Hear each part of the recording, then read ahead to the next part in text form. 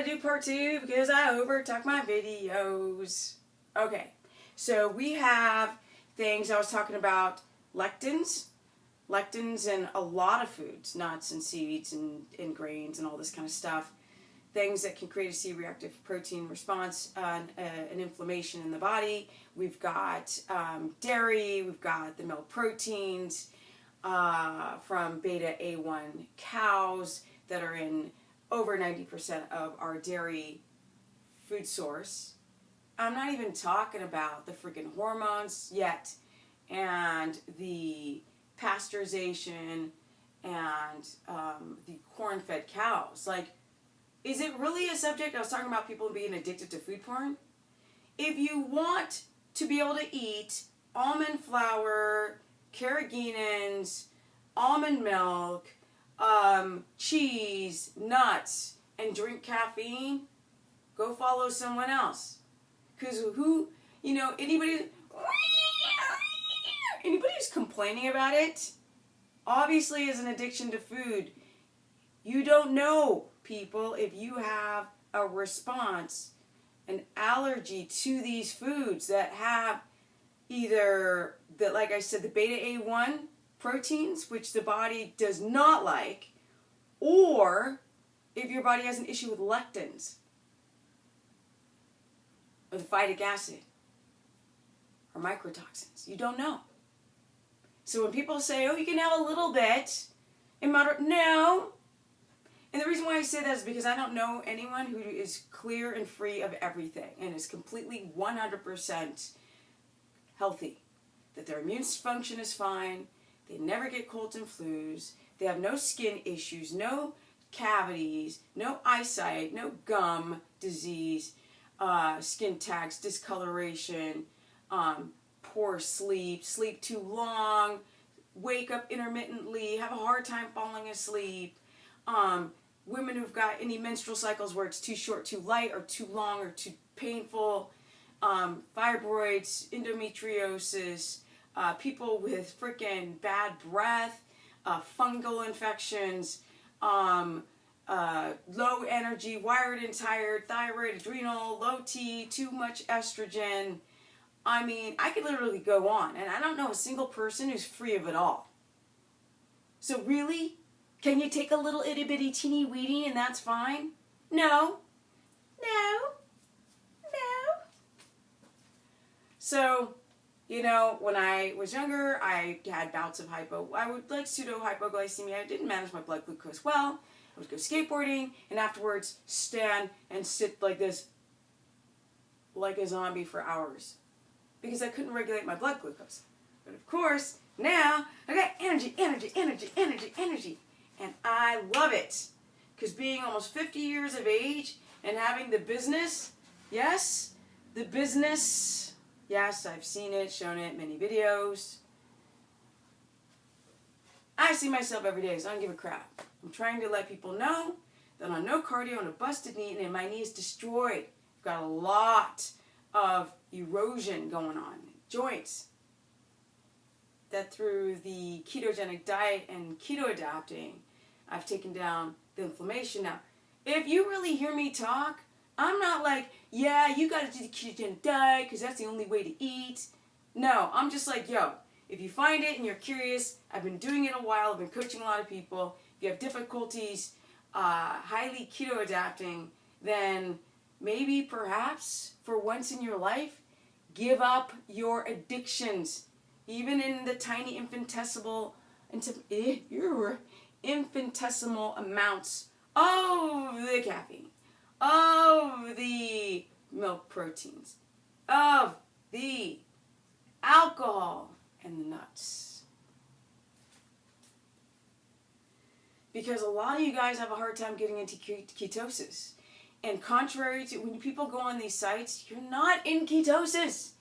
You can produce ketones, and you can produce a fair amount of ketones and not use them.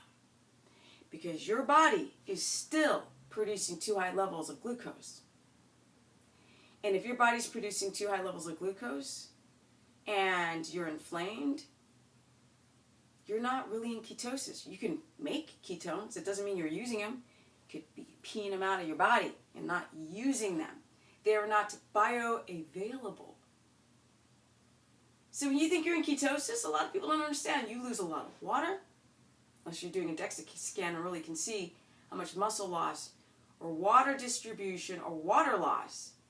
But the actual, true keto adaptation of building muscle and becoming lean with tons of energy without any type of hypoglycemic response. Do you still have brain fog after you eat a meal? You're not in ketosis.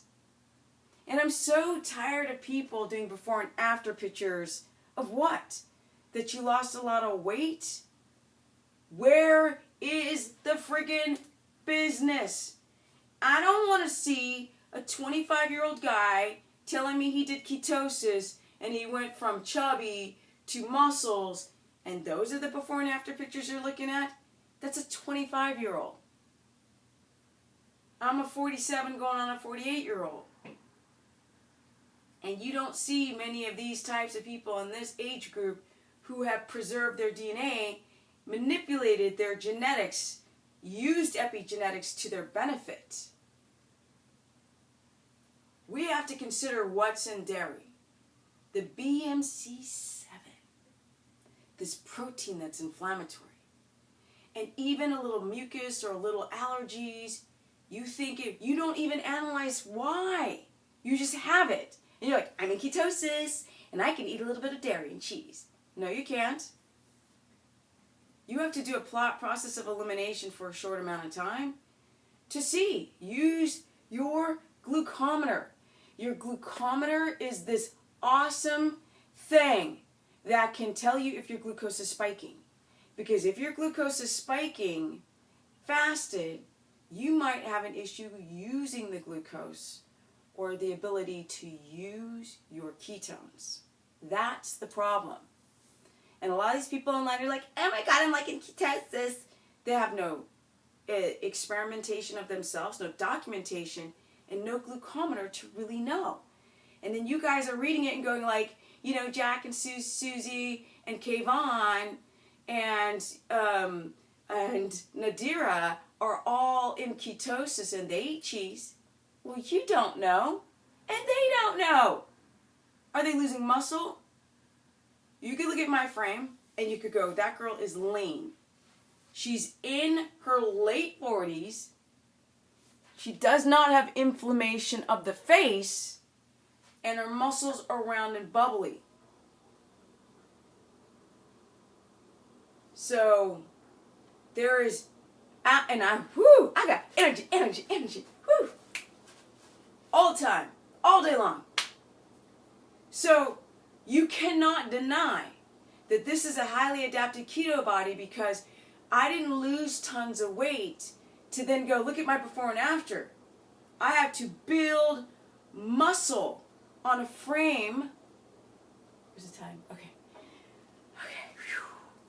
On a frame that your legs, your back muscles, but your legs are some of the largest muscles on your body, and they're metabolically active, and that's why I push working out, because working out is going to make you more insulin sensitive. This is going to be the effect or the link within the chain reaction of your body making ketones because your glucose isn't spiking, and a lot of people's glucose is spiking and it's not being used because they are in that sort of insulin resistance mode.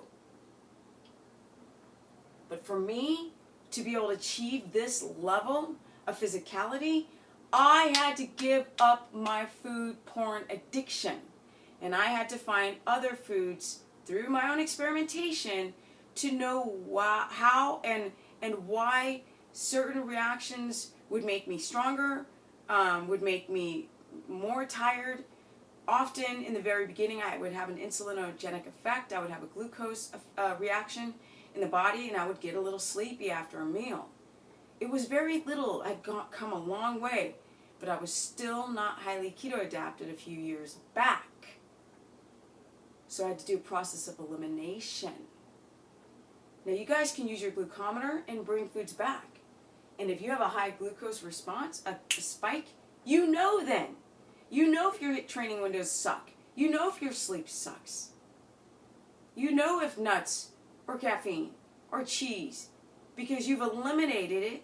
You've gotten your body to be used to not having the lectins and the BMC7 and the raised omega-6 polyunsaturated fat. You've lessened it exponentially. Then you know how strong your DNA is. But what you don't know is how long will your DNA stay this long. Because eventually, as you get older, you young bucks, those telomeres are going to pop off the ends of your DNA and shorten, and you will not feel like you did a few years back. But you're not there yet, so you're like, I'm fine. Because a lot of things with the gluten, those types of proteins and the lectins, this kind of inflammatory response, you don't know if you have it until you're already damaged. So what I do is I'm like, yo, you want to keto adapt? Let's just break it down. Let's do a process of elimination for a short amount of time, because I know people are addicted. If I could say just get rid of them, I said get rid of it, yo. Just do the best you can. Work on your temple like you're training for the Olympics the rest of your life. If you feel married to any one food group, you're probably not going to ever do what? Get the business. You probably never will as you get older. I'm not 20-something. Sorry. Oops. I'm not 20-something. I'm 40-something. So that's what it's really about. I don't care what you eat. I'm too busy to care. I am not the mother to everybody in the way they eat. I'm just coaching people, letting them know what to consider, what are the right tools to grab in the tool shed to get the business, your own business, to help fight the destruction, to help fight the cannibalization of your body, because we are cannibalizing all the time. We are breaking down faster than we can build back up, and that's aging. And it's not fun, because today's aging isn't just about getting older like our great-grandparents. Today's aging is about controlling disease that they didn't have before. So when we're talking the caffeine, which clearly caffeine is messing with it's a diuretic. You are having a hard time retaining your vitamin D. Yes, it messes with the tyrosine. It freaking overstimulates your adrenal glands, which is huge. When it comes to nuts, the lectins, the phytic acid, yes, also the robbing of minerals in your body, and the dairy, which has got casein, the milk proteins, the BMC7, and yes, the beta A1 protein, which is very, very, very difficult for the development of children. It's an allergen. It raises your C-reactive protein, inflammation in the body. But you can't see it because it's microscopic. It's tiny within your body. But everyone I know has some type of health issue. Some candida, something, gut issues, focus issues, skin issues, energy issues, to major diseases like cancer. It's not just about a blood sugar dysregulation. It's also the quality and the health of your blood and your gut and your hormones, all your systems. So that's why I'm like, cut out these foods as a process of elimination. When I have my consultations, I say do it for a short amount of time. If I could suggest to do it longer, I do.